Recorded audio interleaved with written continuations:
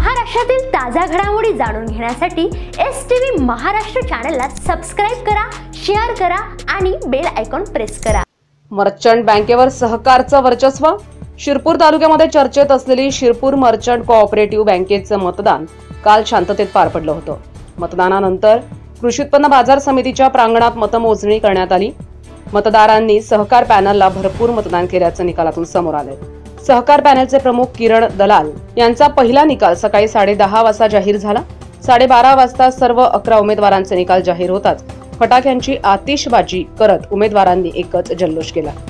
बँकेवर असलेलं संकट आणि मतदारांचा विश्वास संपादन करून बँक सुरळीत कशी होईल याची काळजी ठेवून काम करणार असल्याचं विजयानंतर किरण दलाल यांनी म्हटलंय। आणि बँक चांगला करण्यासाठी अहोरात्र प्रयत्न करेल। जे आज बँकेवर जो धब्बा लागलेला आहे तो कसा मोडायचा आणि उर्वरित त्याच्या जास्त चांगल्या प्रमाणात कशी आणायची बँक एवढा मी प्रयत्न करेल।